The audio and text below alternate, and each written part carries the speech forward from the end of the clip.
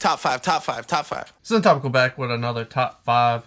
This is a clip out from our podcast, Not Topical. I am in the corner for that to see the full podcast.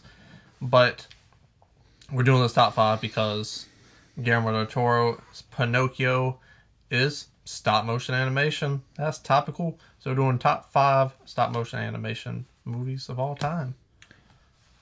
If you don't know how our top five works, I'm going to start. Wait, he's going to start with his 5 and 4. I want to give my 5 and 4. 3, 2, 3, 2. Then we trade off number ones.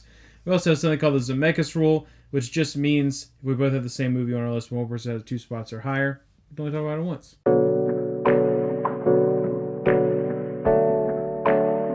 Number 5 for your boy, Strange Wang, is going to be Isle of Dogs. It's my number 5. Wes Anderson. I think what holds this movie back for me is, I believe it was the same year. Maybe it was like a year apart. So, both of us, especially at this time, huge Wes Anderson fans, huge Quentin Tarantino fans. And it's true for Tarantino. So that's why I think it may also apply for Wes Anderson. But us being such huge fans and finally getting to see one of their films in a theater. Hateful Eight came out first, I believe. It was 2016, I believe. I went to go see Hateful Eight, and I was like, my first Tarantino movie, I was so excited. And I, like, watched it, and I was like, that was a shitty first, like, Tarantino one to go watch. And then I rewatched it, and now it's my third favorite Tarantino movie. Isle of Dogs, same way. I finally get to see a Wes Anderson movie in the cinema. Like, I'm so excited for this. And I go and see it, I'm like, it was good. Yeah. It wasn't Royal Tenenbaums. It wasn't Moonrise Kingdom. It wasn't the Grand Buddha. You know, like, I wanted it to be one of those that I would have, like, a real connection to. Yeah. On top of how good the movie is.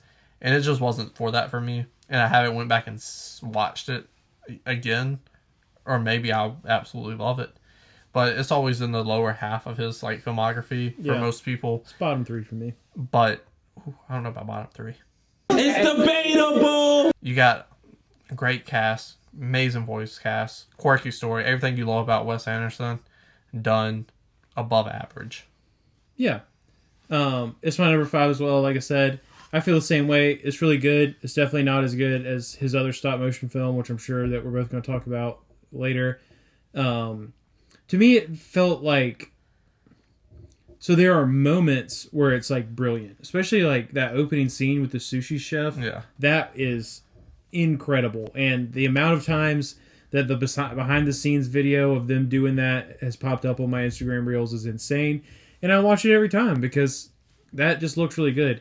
But then outside of that, everything feels very, like...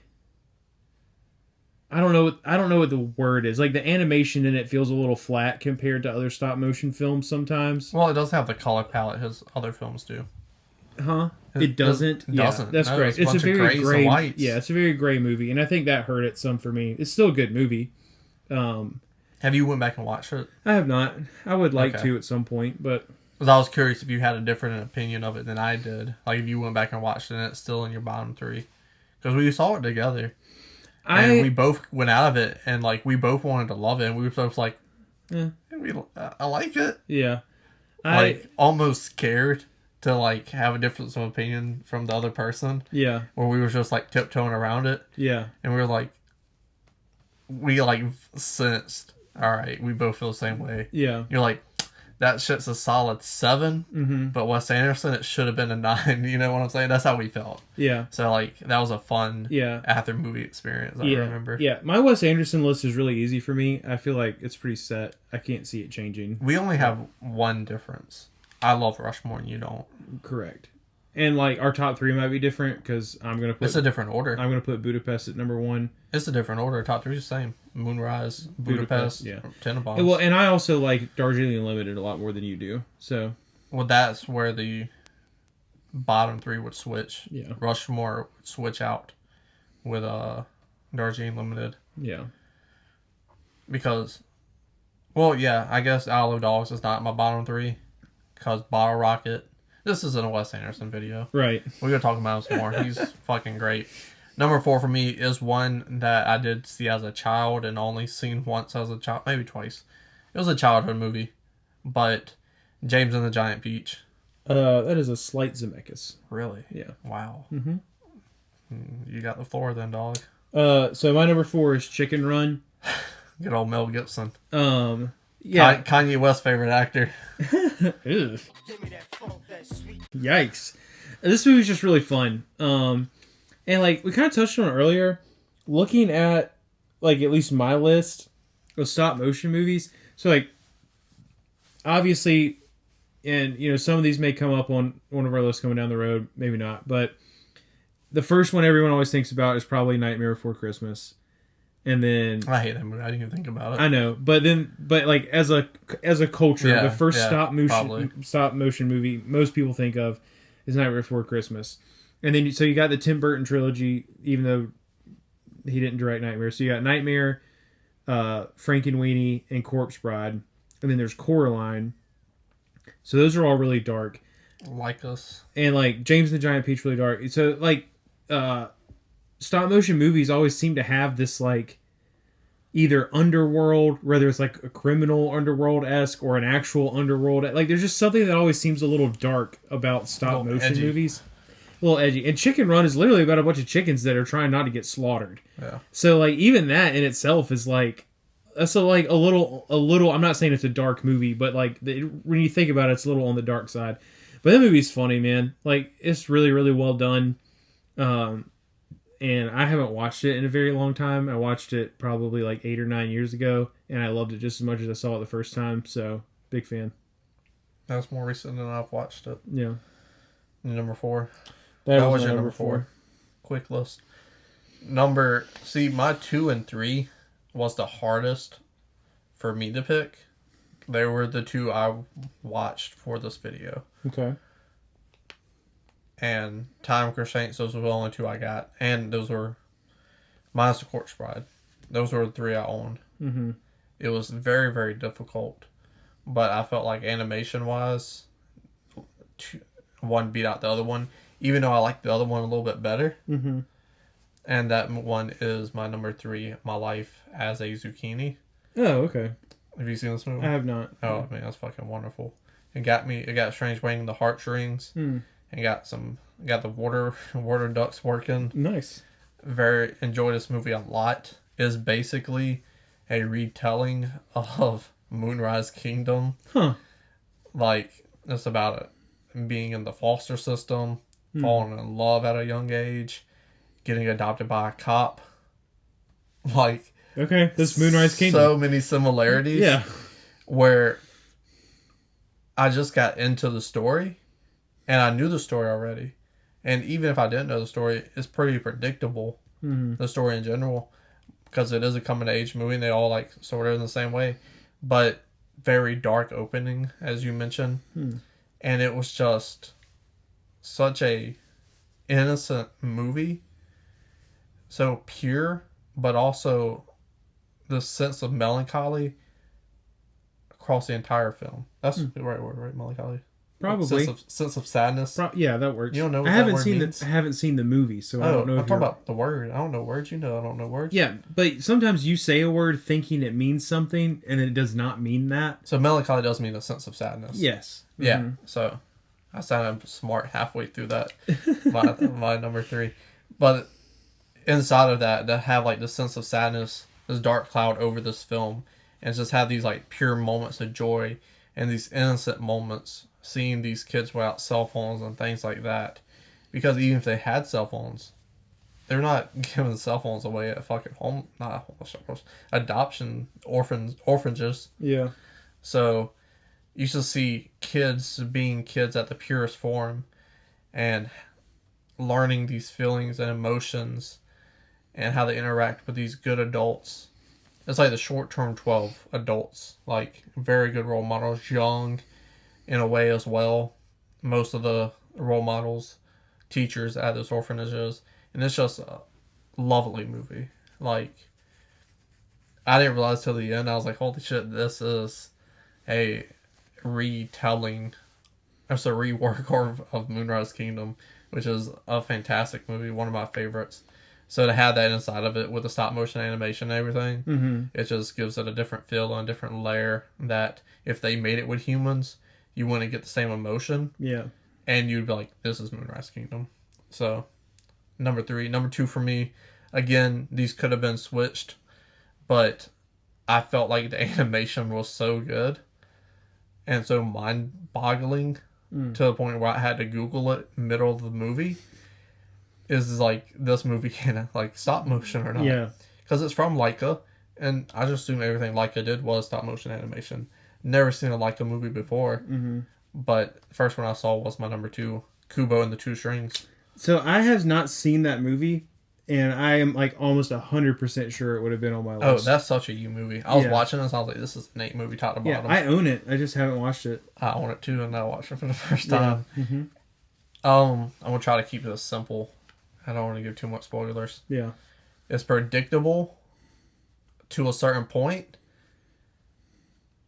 and once you hit that point of like, I know what happens, for the end of the second act to the third act, you're lost. You're so much more invested because now you're like, the movie's still going. It can't end like this. It really makes you feel like Fred Savage in A Princess Bride, because it's like you're uninterested, and you're uninterested in most of the movie. You're entertained, but you're not really invested all the way. Yeah. Because you're like, it's a kids movie. I know virtually what's going to happen. This character is going to happen. You know what's going to happen, and then it happens, and you're like, we still have movie left. But probably the best stop motion work I've ever seen in my life. Wow. Again, another one that like constantly pops up on my Instagram Oh my reels goodness. of them like doing it. But So impeccable. I love Japanese kung fu karate-esque adventure movies. This is a Japanese adventure movie. The voice casting is amazing. You got Rory Moore in there. You got what's her name? The bad guy in the Fast and Furious movies, the female. Charlize Theron. Charlize Theron's in it. Perfect casting. I forget Kubo's voice actor, but one that threw me off in the very beginning, because this is a Japanese samurai-esque story. Ray Fiennes is in it. He's fucking fantastic. But you have fucking a Texan as a samurai, and that Texan is Matthew McConaughey. all right. Yeah. Right. And it's like, Matthew McConaughey is in this? Turns out he's my favorite character in the movie. Nice. Such a lovable fucking savant, if you will. Like, he's the best. It throws you off at first, but then you like grow to love him. Because he's a fucking idiot, but he's really good at everything he does. Which is samurai stuff. Because he's a fucking samurai, obviously. But top to bottom, such a fun, emotional experience with this film I had watching it. And because my investment went to 60 to 100 during the end of the second act into the third act, again, pulled on the water ducks. And got some tears out your boy. Nice. Yeah, I'm bummed that I haven't seen it. I meant to watch it and then just forgot completely because life is busy. Life is busy. So my number 3. Lil Wayne said life's a bitch. Yeah. Better yet, a dumb broad. Wow. Random. Go finish the lyric. No, I wasn't. I bet I got that nowhere to make it come hard. Wheezy. My number 3 is like the go-to aforementioned Nightmare Before Christmas. Rewatched this movie somewhat recently. It didn't like, it's not as cool or as impressive to me as it was when I was like 7 years old watching it for the first time. My wife also recently watched it for the first time. Did not like that movie. Was semi-appalled that I was allowed to watch that movie and I was 7. I But like your wife so much more now. But then again, I mean, I watched all sorts of like creepy stuff when I was younger. But yeah, Nightmare Before Christmas will always hold a special place in my heart. The being emo is my entire personality crowd has absolutely ruined it a little bit, but that's okay. It's still a really good movie, and I love it a lot. Time out. So, this is totally, like, random, but it made me think of this. And it's such a funny fucking thing. The fucking Vine or whatever, where the pizza delivery guy is like, "It wasn't a phase, Mom. I got your picture. I'm coming with you." And he's like, "Dear Marie," like singing that song. Yeah. And underneath the caption is, "My pizza better not be late because this fucking video." Yeah, my number 2 is Zemeckis from earlier, James and the Giant Peach. Another one where I remember, I can't remember what the event was. There was some, like, my parents had a bunch of adults over at their house for something. I was probably like 7 or 8. And so all the adults just brought their kids because it wasn't this like super adult event. But they just kind of stuck us all in my parents' bedroom and put James and the Giant Peach on. And like 3 of the kids were crying because something from the movie scared them. And I just remember being like, "Pussy. y'all some little bitches. Like, this is incredible." And like, yeah, James and the Giant Peach, like, it has a big walking spider. It has some really dark imagery. Like, I get that it is scary to some kids, but I just loved that stuff. Yeah, that's the animation in it is very good, especially for its time. And I think that's one thing that's great about stop motion is like, Almost timeless. it just kind of is what it is, Yeah. you know? And like, you can make it look better with like digital cameras nowadays and effects and stuff like that. But at its heart, it's still just people moving clay things around and then taking individual pictures of them and then stringing it together. I mean, so yeah, James the Giant Peach really, really stuck with me. I just remember the spider looking at, I think it was the grasshopper, and just being like, "I don't know if I want to kiss you or kill you." And for whatever reason, I just always remember that line. Like, there's just something about that movie that has just constantly stuck with me forever. And I love how dark it is. And I'm going to try to show it to my kids one day. And if we have them, then hopefully they don't cry. And then Anna's like, "See, I told you this stuff was too dark for kids." And then you're just looking at your child. "You little bitches." Yeah, I would not say that to my kid ever. But funny enough, same fucking experience. Oh, really? Very young when I watched it. And I was too young to even know, have a sense of like, as I mentioned before, if you're watching the full podcast, I went in a bit more detail into my relationship with stop motion over the years and how it just feels pretentious and it takes me out of it before I even get into the movie a lot of the times. But I was so young that didn't have an effect on me. And I remember watching it and like I wanted to watch it because peaches. I love peaches. So when you're young, like, bro, that's the attachment. that's the connection. That's all I needed. Yeah, there's a giant peach and I like peaches. Yeah, so I'm sitting down, I'm watching it, and just fucking mesmerized. Yeah, it's so fantastical. Like, It's so different from Yeah. every other animation, and I just remember it having that effect on me. That it was just like it almost felt, because I'd never seen anything like it before, so it felt like I was watching something special, and like that movie magic was on the screen, hitting me in my soul at that point in time in my life, and I'll just never forget that experience watching it. Yeah. So, pretty much the same experiences together. Mm-hmm. That was your number 2. Yep. So we had the same number 1, I assume. Your number 3 was Nightmare. Oh wow, yeah. I'm surprised it's your number 1. Honestly, I thought you was going to go deeper. I thought Wallace and Gromit. I thought the fucking sheep. They're not. I mean, those movies are fun, but I don't. Really, They're that seems up your alley. I like them. I do enjoy those movies, but they're not. I don't enjoy them like I enjoy the ones that are on my list. I'm bummed that I didn't watch Kubo because that probably would have changed my entire list. I'm bummed for you. Yeah. That is a Nate movie top to bottom. Yeah. I wish you'd watched My Life Zucchini. Oh yeah, I wish I. This could have been a much better list, I think, for both of us. Because I haven't seen anything else from Leica. And I thought that would have been on your list. I was like, he's got Paranormal. Paranorman. That's what it's called. Yeah, it's okay. Caroline. Coraline's fine. I can't say Dick right. Yeah. I don't know what else. I ain't gonna say what else they made because I'm gonna say it wrong anyways.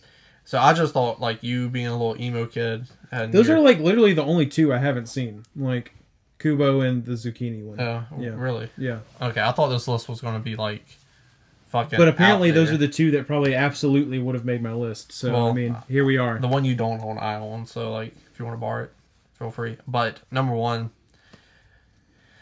The Fantastic Mr. Fox. Same. I absolutely love shysters, and he's a fox. Makes sense. But he's trying to settle down. He just has a hard time. Yeah, he's trying to settle down. Like, for whatever, this started the fox trope in animation movies. Zootopia. The bad guys, the recent animated movie from this year, where all the bad Oh, animals the bad guy. The movie, The Bad tries Guys. Yeah. to go good, and its leader is a fox. Yeah. But just like Wes Anderson's touch on this movie and how he uses, like, it almost feels like not 1940s, but like Rudolph the Red-Nosed Reindeer type stop motion. Yeah. Mhm. To like make It feels older, yeah. old Mhm. when it came out in the 2010s, and it just has this like hipster effect that like it feels pretentious because it kind of is pretentious, but it is telling a Well, Wes basic, Anderson's movies are pretentious. Yeah. I just don't care. but it's telling such a basic kids like reading book. You know, like I feel like this was something I was like my grandmother read it to me because those were the books she had for all their grandchildren. When I'm reading updated books about the fucking that little asshole kid who kept getting in trouble with the bald head. Caillou? No, not Caillou. It was a book. I don't know, but Charlie Brown? no, but like updated books, and she had these old books, the classics, you know, and you're over at grandma's and she reads you something like this. That's what it felt like. So it had this like home, family instinct vibe, like traditional. That's what I'm trying to. It had this traditional feel just from the looks of it, and it's so beautiful anyway. So it hits on multiple layers, on your eyes, your eye buds, because they're not taste buds because you can't taste them. You're seeing buds, I guess. And then the story just hits my heart, something right, because I love shysters. So when I'm watching this movie, I look like I was in the commercial for Smile because it's ear to ear grins. You know what I'm saying? Oh, nice. Yeah. Because it's a big smile. For I get them. it. Yeah. Yeah. So I absolutely love this movie. The characters, top to bottom, 10 out of 10. Top 5 Wes Anderson movies of all time. Top 5 animated movies of all time. Prove me wrong. It was interesting to me that this ended up being my number one because normally when we talk about Fantastic Mr. Fox, I'm debating with him on where it should be in Wes Anderson's filmography because it is probably at least 2 spots lower in my list than his. But, I mean, it's still an incredibly good movie. You do have that Wes Anderson flair. You got the colors. You got the symmetrical shots. You got the tracking shots. You got the dollhouse effect thing. And, like, so obviously the main plot is Mr. Fox is unhappy with the way he lives. He wants to bump himself up a social class. And the only way he sees to do it is to rob these farmers, right? So, but inside of that, you have a story that's really about like being a parent, and his relationship with his son. When all of a sudden, like another family member shows up who is everything that Mr. Fox wants his son to be, and learning, adjusting I guess it's really a movie about expectations too, because he has his expectations for himself. He has to learn to adjust his expectations for his son, and others around him. So there really is a lot of like deep, heartfelt messages to find in the movie. They're not as overt as they normally are in a Wes Anderson movie, which is why it bumps it down a little bit for me. I think at times the plot feels rushed, but even though I feel like we don't get to sit with the parts of the movie that I care about the most, it's still my number one on this list because, I mean, in terms of plot, it goes deeper than... Like, it is a more real story told in a way that kids can comprehend it through the use of stop motion than any of these other movies, at least on my list. And I really love that about it. That's interesting because... Oh, also, bold-ass claim. I'll say what I was going to say first. Movies about expectations is interesting because Strange World just came out. I reviewed it Eye in the Corner somewhere. Mm-hmm. Theme of that movie, among the big glaring theme among many, is expectations. Mm-hmm. For your Offspring. And the problem everyone had with that movie is like how surface level it was. Like it was deep, but it wasn't as deep as it could have been. Yeah. So it's interesting that animated movies that are usually that can be very deep, like again, My Life's Zucchini or something like a Inside Out, yeah. Coco, etc. That topic isn't something that is explored as much. Yeah. That's interesting to me. One more thing. Let us know what your top 5 stop motion movies are down in the comment section below. Scroll back up, hit the like button, and subscribe. It's not a game, it's a rich thing.